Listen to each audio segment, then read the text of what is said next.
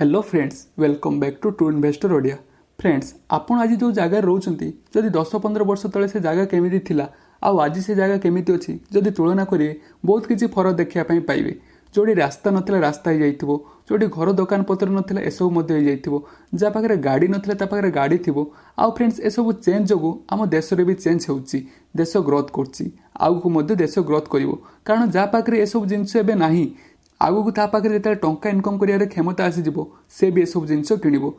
आउ फ्रेंड्स, आम देश ग्रोथ रु जणे चाहिले टंका इनकम करि परिवो। आउ कंपाउंडिंग रो पावर माध्यम रे से कोटिपति हे परिवो। पावर ऑफ कंपाउंडिंग कोन जदी जानिया पई चाहउचंती आई बटन को क्लिक करी देखि परिबे। आम देश को कारण पई ग्रोथ हेउची, केमिति जणे टंका इनकम करि परिवो, आमे आगु को डिटेल से जानिबा। किंतु फ्रेंड्स, ता पूर्व आम चैनल को जदी एबे जाय सब्सक्राइब करनंती तबे सब्सक्राइब करनंतु, आगु के एवली लेटेस्ट फाइनेंशियल आउ इन्वेस्टिंग रिलेटेड वीडियो रो अपडेट पाइया पई। फ्रेंड्स, गोटे जिनसर ग्रोथ कहले आमे कौन बुझू?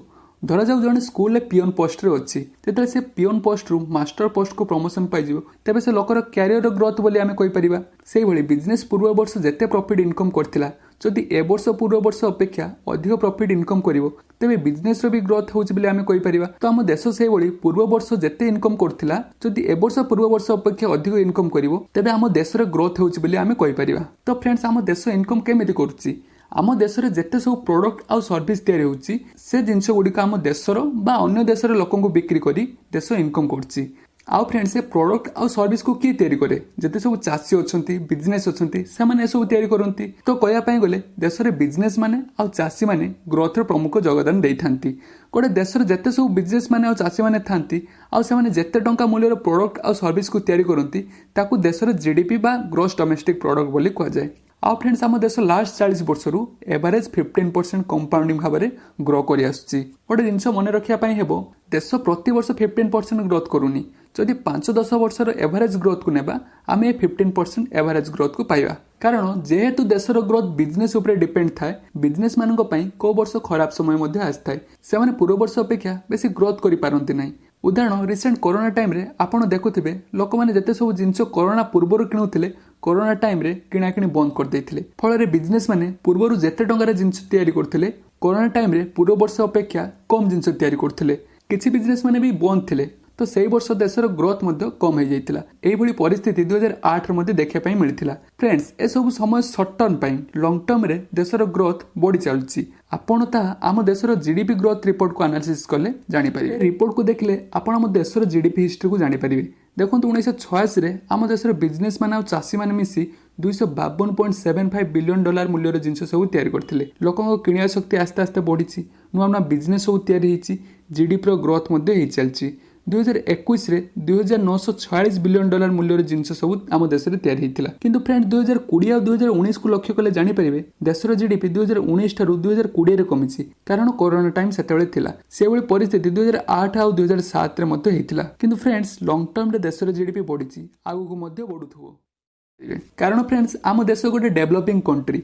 बहुत लोक एमती अच्छा जो मैंने रोजगार करिवारे आस्ते आस्ते सक्षम होउछंती, नुआ नुआ बिजनेस सब तैयारी हो चलछि, आ लोक मानकर किनिबार क्षमता मध्ये आस्ते आस्ते बढ़ुछि। तेणु देशर ग्रोथ आगु सुनिश्चित। आपण जदि डाउट रे अछंती देश आगु ग्रोथ करिवो कि नाही, तबे फ्रेंड्स, आपण जदि भाबुछंती देश आगु ग्रोथ करिवोनी, ता माने देश एबे जेतिक प्रोडक्ट तैयारी करछि, आगु सेतिक प्रोडक्ट तैयारी करथुवो। लोक माने आगु जिंस किनिया बंद कर देबे, लोकंको जॉब पाइबा बंद हो जिवो, नुआ नुआ बिजनेस सब तैयारी हो पारिवोनी। फ्रेंड्स, जदि एसबु परिस्थिति आसे, सेते आमे भी नथिबो, देश भी नथिबो, वर्ल्ड वार हे जइथिबो। तेणु एसबु जिंस उपरे आमे ध्यान न देई जदि देश ग्रोथ रे आमे जदि टंका को इन्वेस्टमेंट करिवो, भविष्यत रे कंपाउंडिंग माध्यम रे कोटी कोटी टंका इनकम करि परिवो। तो फ्रेंड्स, आम देश जो 15% एवरेज रिटर्न देउछि, जदि जणे चाहिबो दिनको 21 टंका इन्वेस्टमेंट करी 40 वर्ष परे 2 कोटी टंका पाखापाखि पाई परिवो। फ्रेंड्स, मु 40 वर्ष कथा कोन पई कहूछि ना, आपन को टंका कंपाउंडिंग हेई बहुत टंका हेबा पई टाइम दरकार, टंका नुहे। छोट छोट अमाउंट रे भी आपन ए कंपाउंडिंग माध्यम रे कोटीपति हेई परिबे। आसंता हमें एसआईपी कैलकुलेटर को जिबा आ कैलकुलेट करबा केते समय परे केते टंका हेबो। धरिनो आपन दिनको 21 टंका करी माने मासको 630 टंका हम देश ग्रोथ रे इन्वेस्टमेंट कले,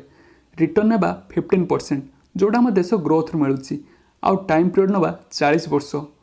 कैलकुलेट करिया रिटर्न हेबो 1,98 लाख टंका, माने पाखापाखि 2 कोटी टंका। जदि फ्रेंड्स आम 40 वर्ष जगह 30 वर्ष टाइम पीरियड नेबा, तेबे केते टंका डिफरेंस हेबो आसंतु जानिबा। टाइम पीरियड 30 वर्ष, प्लान माय वेल्थ। टोटाल पाखापाखि 44 लाख टंका। जदि फ्रेंड्स आम 30 वर्ष जगह 20 वर्ष इन्वेस्टमेंट करवा एथिरे केते परसेंट आमको रिटर्न मिलूची आसंतु जानिबा। टाइम पीरियड 20 वर्ष प्लान माय वेल्थ रिटर्न मात्र 9,55,000 टंका। तो फ्रेंड्स आपन देखि पारथुबे टंका कमेया पई टंका नुहे टाइम दरकार।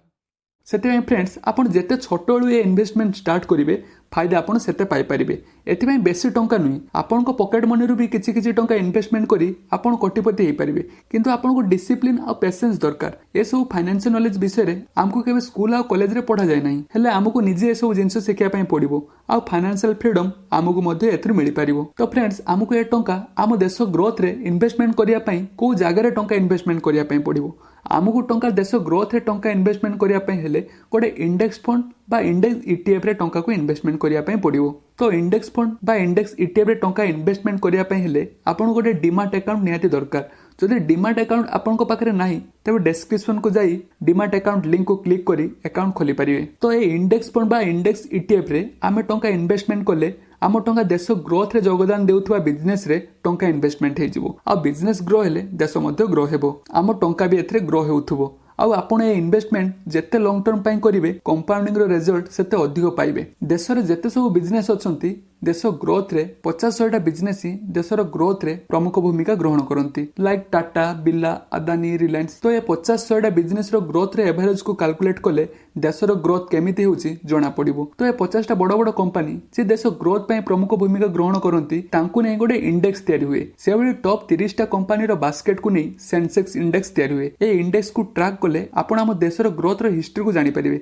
प्रति 6 मास रे ए बास्केट चेंज हुए। जे देशर ग्रोथ रे योगदान देई परनी ताको बाहर कर दिया जाए, जे ताठारु भलो परफॉर्मेंस देउसी ताको से बास्केट रे ऐड करा जाए। ए सेंसेक्स कोन आमे परे डिटेल से जानिबा। आपण लास्ट 30 वर्ष रे सेंसेक्स हिस्ट्री को जदी देखिबे देश केमिति ग्रो करूची जानि परिबे। लॉन्ग टर्म रे देशर ग्रोथ बढ़िया छडा कमियारे देखिबेनी।